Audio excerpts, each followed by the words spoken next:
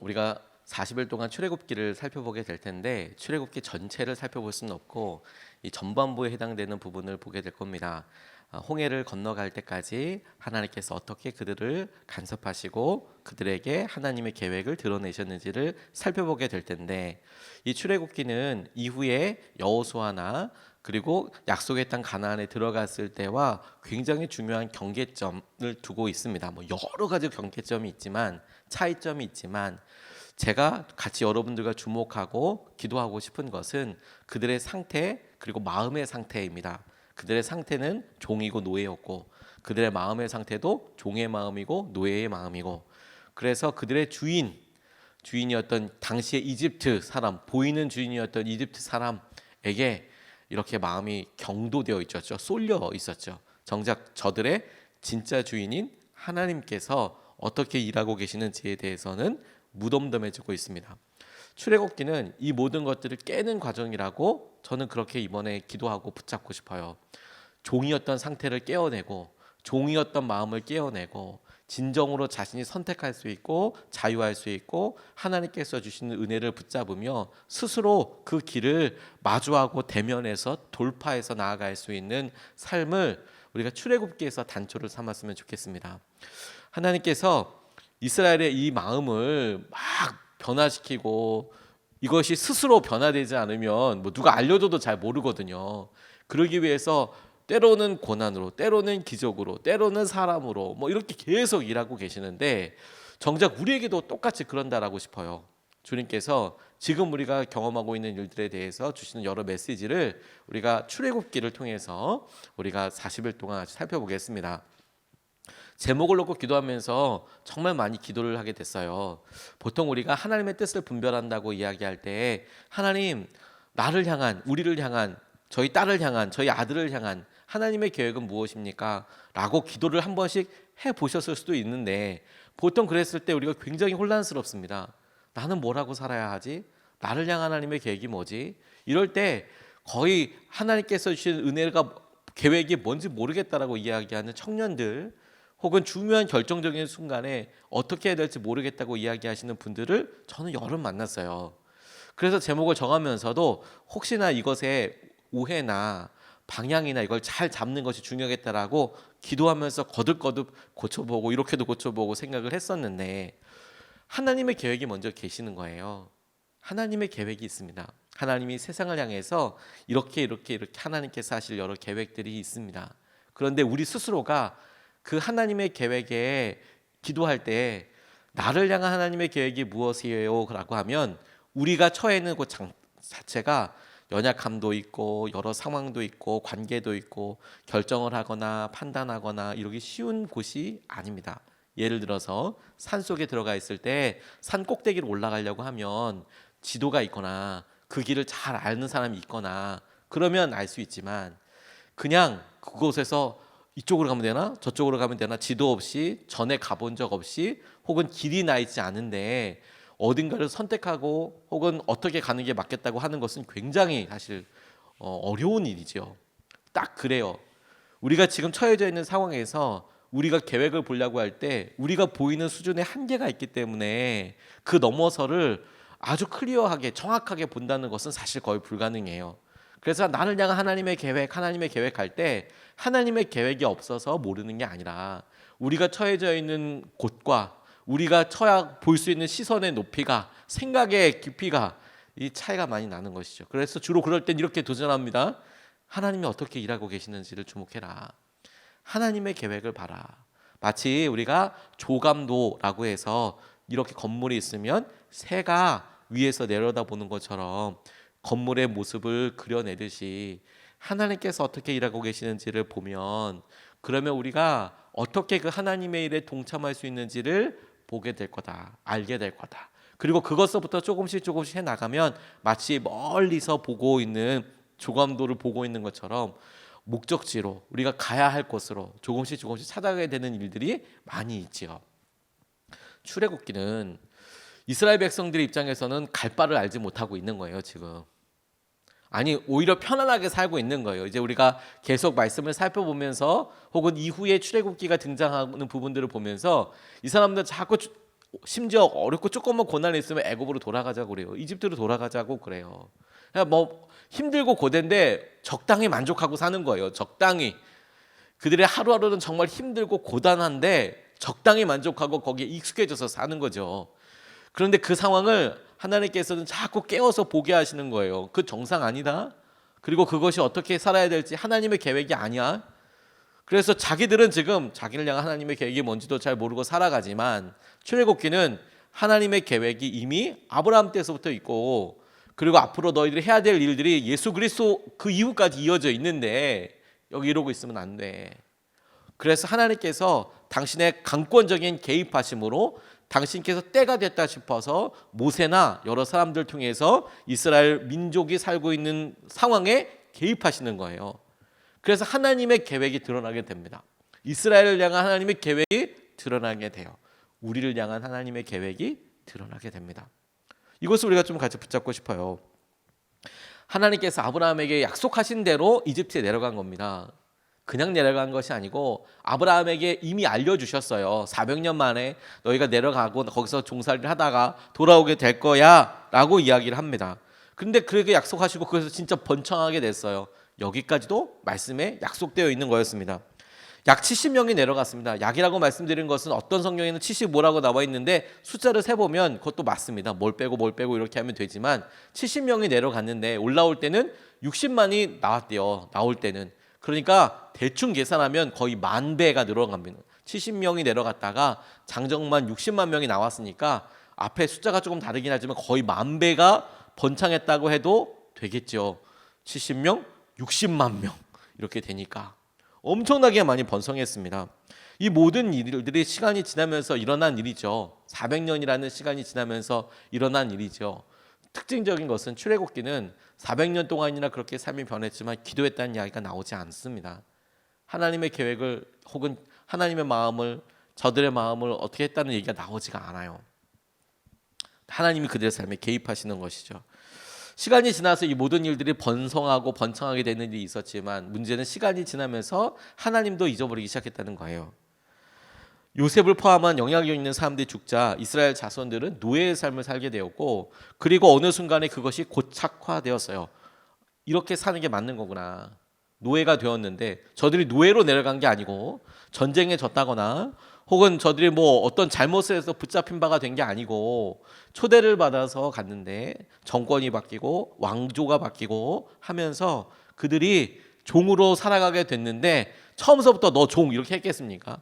그런 시기가 있어도 그냥 일이 있고 살다 보니까 살고 하루하루 바치게 막 힘들게 막 살아가다가 어느 순간에 그냥 종이 됐는데도 그냥 날마다 그냥 바쁘니까 그렇게 살아가요. 그래서 괜찮다고 생각했죠. 어느 순간에 사람이 희한하죠. 그렇게 힘들고 어려운 일을 하는데요, 그 일을 또 날마다 하면 그걸 또 해요. 사람들은 해요. 그게 당연하다고 생각해요. 그렇게 마음이 힘들고 어려운 상황을 살면서도 하루하루 그렇게 살다 보면 어느 순간에 그거 살아가요. 그렇게 하면서 살아가요. 그래서 딴 사람들이랑 어느 날 얘기해 보면 자기 그렇게 살았어? 그렇게 힘들었어? 근데 왜 말 안 했어? 이런 생각이 들 만한 일들을 혼자서 또 끼역끼역 그 일을 또 다 해나가요. 그게 우리의 상황이지요. 출애굽기는 그런 상황을 우리에게 그냥 거울처럼 이렇게 보여주듯이 너 이래 이렇게 얘기하기보다 그런 종의 모습으로 살아가는 사람들을 보면서 스스로 깨닫도록 도와주는 거라고 싶어요. 저 모습 어디서 많이 봤는데, 이 모습, 이 형편이 어디서 많이 느꼈던 건데, 그리고 조금씩 생각해 보다 보면 나네, 우리 자신이네. 우리가 이렇게 보이는 것들에 붙잡혀서 혹은 보이지 않는 것들에 대한 염려와 두려움으로 살아가는 거구나. 그래서 그 첫 번째 우리가 주목하고 싶은 것은 이 출애굽기의 기저에 깔려있는, 근간에 깔려있는 정서인 두려움입니다. 두려움이란 말 자체가 거의 등장하지는 않아요. 출애굽기에 뭐 전혀 등장하지 않는 건 아닌데 거의 등장하지 않는 것처럼 나오지만 기본적인 마음의 정서와 마음의 생각 상태가 뭐냐면 두려움이에요. 두려움. 첫 번째로 두려움이 다스리고 있어요. 세상이. 이스라엘 사람들뿐만 아니라 이건 이집트 사람도 마찬가지였습니다. 6절에서부터 10절까지 말씀을 보면 이렇게 나와 있습니다. 세월이 지나서 요셉과 그의 모든 형제와 그 시대 사람들은 다 죽었다. 그러나 이스라엘 자손은 자녀를 많이 낳고 번성하여 그 수가 불어나고 세력도 커졌으며 마침내 그 땅에 가득 퍼졌다. 요셉을 알지 못하는 새 왕이 일어나서 이집트를 다스리게 되었다. 그 왕이 자기 백성에게 말하였다. 이 백성 곧 이스라엘 자손이 우리보다 수도 많고 힘도 강하다. 그러니 이제 우리는 그들에게 신중히 대처하여야 한다. 그렇게 하지 않으면 그들의 수가 더욱 불어날 것이고 또 전쟁이라도 일어나는 날에는 그들이 우리의 원수들과 합세하여 우리를 치고 이 땅에서 떠나갈 것이다. 이렇게 이야기하는 장면을 적어 두었습니다. 출애굽기는 이집트로 내려간 사람들의 수가 막 늘어난 다음에 이후에 이집트 사람들이 이스라엘 사람들에 대해서 어떻게 생각했는지를 보여주고 있어요. 이스라엘 사람들이 이집트의 왕 바로가 어떻게 생각했는지, 어떻게 걱정했는지, 어떻게 했는지, 무엇을 집중했는지를 보게 됐습니다. 그들이 번성했습니다. 이집트의 왕, 우리가 바로라고 부르는 이집트의 왕이 그들이 혹시라도 적들과 연합하여 배신하면 어떻겠나 그걸 두려워했어요. 이 부분이 중요하다고 싶어요. 그걸 두려워했어요. 그걸 염려했어요. 이건 우리에게 굉장히 중요하다고 싶어요. 왜? 이스라엘 사람들이 살아가고 있고 그 이스라엘 사람들을 바라보는 이집트의 사람들이 기본적으로 갖고 있는 생각이 뭐였냐면 두려움이었다는 거예요. 두려워하고 있었어요. 우리가 세상을 두려워한다고 생각하잖아요. 우리가 세상을 두려워하고 우리가 이렇게 될까? 이렇게 안 될까? 그것이 염려이고 걱정이잖아요. 근데 실제로 세상이 사단이 우리가 어떻게 될 것을 놓고 염려하고 걱정하고 있어요. 그리고 그때 기본적인 생각과 마음이 뭐냐면 염려와 걱정과 같이 하는 두려움의 정서가 이 세상을 지배하고 있습니다. 이게 세상의 정서예요. 두려워해요. 뭐가 또 어떻게 될까 싶어서, 어떻게 무너질까 싶어서, 이건 또 어떻게 될까 봐. 사람들에게 들려오는 여러 말들이, 생각이, 그게 우리를 힘들게 하고 어려워해요. 이스라엘 백성들은 종으로서 살아가고 있었는데 종이에요. 뭘 시켜도 그날 이스라엘 백성들에 대해서 이집트의 왕이나 위정자들이 무슨 일을 시켜도 그 일을 해야 하는 상황이에요. 종이에요. 이집트 사람들에게 있어서 이스라엘 백성들은. 그런데 정작 두려워하고 있는 사람들은 뭐냐면 이집트 사람들이 이스라엘 사람들을 두려워하고 있어요. 이게 잘못되면 어떡하나? 어떻게 될까? 정작 그들을 다스리는 위정자들이 이런 다른 마음을 품을까 봐 걱정하고 있었다. 바로가 이스라엘 백성들을 다스릴 때 그 근저에 깔려 있었던 마음이 두려움이에요. 근데 여러분 그게 다만 이집트 사람뿐만이 아니라 우리도 그래요. 자연스럽게 젖어드는 거죠. 주위에 다 그렇게 걱정하고 있어요. 염려하고 있어요. 그러니까 우리도 걱정해요. 우리도 염려해요. 그래서 우리가 살아가고 있는 것에 대해서 하나님께서 주신 것을 잘 누리지 못해요. 이게 비정상이라는 것에 대해서 깨닫지 못해요. 오히려 우리는 말을 안 해봤으니까. 그러니까 더 세상을 두려워한다고 생각하지만 우리가 사단을 두려워하는 게 아니라, 우리가 세상을 두려워하는 게 아니라 사단이 하나님의 자녀들, 빛의 자녀들을 두려워해요. 이게 주님께서 우리에게 보여주시는 그림이에요. 사단이 우리를 두려워해요. 주님께서 제자들에게 말씀하셨습니다. 음부의 권세가 너희들을 견디지 못할 거야. 그때 그 음부란 지옥의 권세가, 이 권세란 대문이 너희들의 공격을 지키지 못할 거야. 받아내지 못할 거야. 우리들이 세상을 향하여 하나님께서 하신 말씀과 은혜를 따라서 정복해 나가고 있는 거예요. 근데 어느 순간에 우리가 당하는 것 같고, 우리가 공격받는 것 같고, 우리가 힘들어하는 것 같아요. 그래서 자기가 지금 처해 있는 이런 억울한 상황과 형편들을 그냥 견디면서 살아간다고 생각해요. 아닙니다, 여러분. 우리는 주님께서 하신 말씀과 은혜대로 이것을 정복해 나가고 돌파해 나가고 승리해 나가는 사람이에요. 그게 세상에서 하나님께서 우리에게 부르시고 우리에게 이루시고자 하시는 것에 대해서 나아갈 때 첫 번째로 우리가 발을 띄어야 할 마음의 중심이라고 싶어요. 우리가 가만히 잡혀서 이렇게 있는 한 하나님께서 원하시는 일을 끝까지 이루지 못해요. 주님은 다만 우리가 그곳에서, 이집트에서 종인데, 아이고 좀 잘 살아보자, 오늘 하루 우리가 밥 먹을 걱정하지 않고 사니까 감사하지, 오늘 하루 우리가 여기서 이렇게 뭐 하고 견딜 수 있고 아들 딸 낳고 이렇게 있으니까 좋지, 번성하니까 좋지, 그거에 만족하고 살고 있는 것에 대해서 하나님은 당신의 이루실 계획을 생각하실 때 안타깝게 여기고 계세요. 그 사람 자체를 무시하는 게 아니라 앞으로 이루어질 계획들이 있을 텐데 그걸 보고 안타까워하고 계시는 거죠. 그 정도 수준이 아니다. 왜 거기서 그러고 있을 거야. 나아가라고 이야기하는 것이죠. 그러면서 그 두려움 속에서 주님께서 일하고 계시는 것을 우리가 발견할 수 있어요. 11절로 14절까지의 말씀을 보면, 그래서 이집트 사람들은 이스라엘 자손을 부리는 공사 감독관을 두어서 강제 노동으로 그들을 억압하였다. 이스라엘 자손은 바로가 곡식을 저장하는 성읍 곧 비돔과 라암셋을 건설하는 일에 끌려나갔다. 그러나 그들은 억압을 받을수록 그 수가 더욱 불어나고 자손이 번성하였다. 그래서 이집트 사람들은 이스라엘 자손을 몹시 싫어하였고 그들을 더욱 혹독하게 부렸다. 이집트 사람들이 흙을 이겨 벽돌을 만드는 일이나 밭일과 같은 온갖 고된 일로 이스라엘 자손을 괴롭혔으므로 그들의 일은 매우 힘들었다라고 이야기하고 있습니다. 그들을 다스리고 있었던 정서가 두려움이었다면 우리가 또 한 가지 측면에서 접근하고 볼 수 있는 것이 있어요. 일상적인 일 아니냐 싶지만 두려움이다라고 생각해 보니까, 두려움이라는 정서를 놓고 보니까 중요한 것 한 가지가 보이네요. 그 두려움 가운데 하나님께서 행하고 계신 일이요. 하나님께서 어떤 일을 하고 계셔? 우리는 그렇게 보지만 이스라엘 백성들이 어떤 일을 당했나? 보니까 억압받고 있었고 엄청 힘들었대요. 이스라엘 사람들이 더욱 억압하고 더욱 시키셨대요. 그리고 혹독하게 부렸고 이스라엘 백성들을 힘들게 했습니다. 그런데 계속 번창했대요.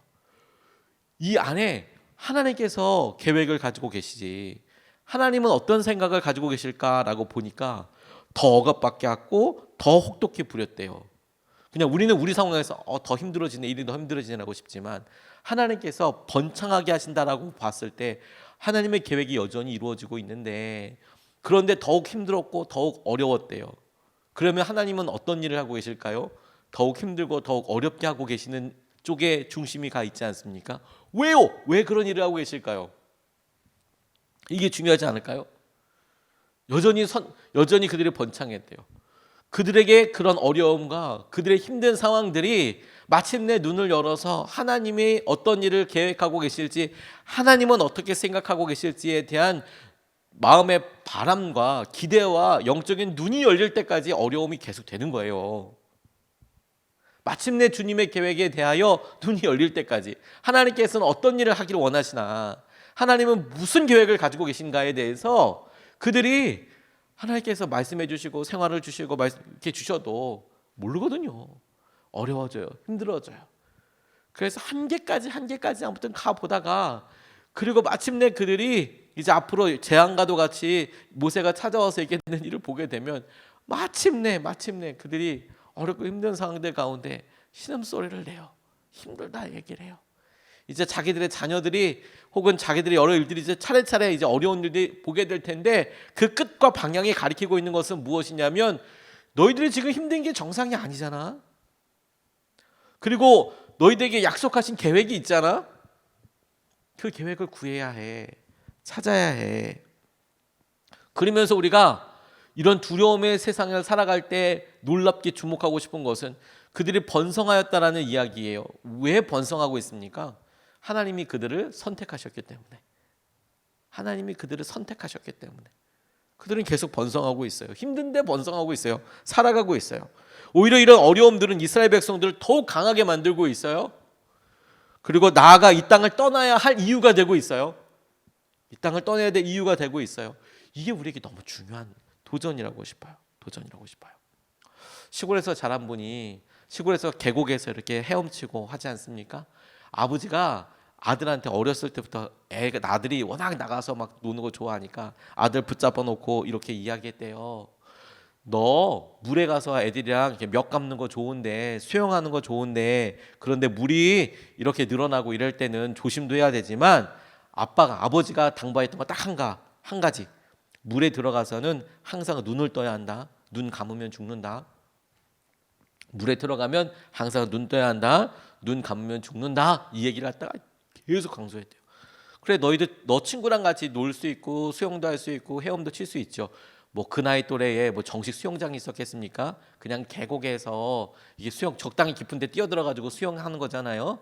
그러면 이게 수심이 깊을 때도 있고 뭐 낮을 때도 있지만 되게 깊겠죠. 그리고 물살이 있겠죠. 휩쓸리면 사고 당하는 수도 있잖아요. 그런데 아빠가 수영 나갈 때마다 몇 가문을 간다 그러면 항상 얘기했대. 눈 감지 말라고. 물에 들어가면 눈 감지 말아라. 눈 감지 말아라. 왜? 눈 감으면, 그리고 잠수하고 그렇더라도 항상 눈을 떠야 한다. 휩쓸려 갈 뿐만 아니라 그 심장마비 온대요. 눈을 가서 눈 감으면 어려움에 대처하지 못한다고. 고난과 어려움 가운데 우리가 있을 수 있어요. 눈 감으면 끝인 거예요. 무슨 눈을 감게 되나요? 하나님을 향한 영의 눈을 감는 순간 방향을 잃고 어디로 갈지도 모르고 그냥 휩쓸려 가는 거예요. 그리고 그 다음부터는 그냥 충격과 공포인 거죠. 하나님께서 우리에게 출애굽기를 통해서 깨우십니다. 우리의 상태가 종의 상태인 것과 죄에 묶여있는 상태인 것과 동시에 그런 상태에서 살고 우리 하루는 아이고 잘했다 이렇게 생각할 게 아니라는 거예요. 하나님이 우리에게 당신의 커다란 계획을 가지고 계세요. 당신의 커다란 계획에 우리를 쓰기 원하세요. 우리가 출애굽기를 통하여서 우리가 처해 있는 고난과 상황 가운데 하나님이 도전하시는 것과 그리고 그 하나님의 계획 가운데 우리가 순종할 수 있는 방향과 우리가 자유하게 되는 것을 발견하고 나아가면 좋겠습니다. 오늘 서론과 함께 크게 두 가지를 나눴는데요. 두려움이 다스리는 세상이에요, 여러분. 왜 그런지 앞으로 조금씩 살펴보게 되겠지만 두려움이 다스리는 세상이에요. 두려움을 당연한 거라고 여기지 마십시오. 두려움은 연약한 사람, 자기를 도와줄 사람이 없는 사람들이 느끼는 거예요. 엄마 아빠랑 함께하는 애들은 두려워하지 않습니다. 그리고 두려움 가운데 주님이 행하시는 일을 주목하면 좋겠습니다. 이것을 붙잡고 두 번 나눠서 같이 기도하겠습니다. 첫 번째 같이 기도하고 싶은 것은 두려움이 아니라 은혜의 기준으로 살게 해달라고 기도하겠습니다. 우리의 무게중심을 바꿔야 합니다. 두려움으로 계속 구하는 게 아니라 하나님 우리에게 어떤 은혜를 가지고 계신지, 어떤 계획을 가지고 계신지, 하나님께서 하고 계실 것은 어떤 것인지 그 기준으로 살게 해주십시오. 두려움으로 판단하고 따라가는 것이 아니라 은혜를 기준으로 해서 은혜의 기준으로 살게 해주십시오. 우리가 첫 번째로 우리 시선을 바꿔주시고 우리의 마음의 방향과 정서를 바꿔달라고 우리가 먼저 첫 번째로 기도하겠습니다. 아버지 하나님, 주님께서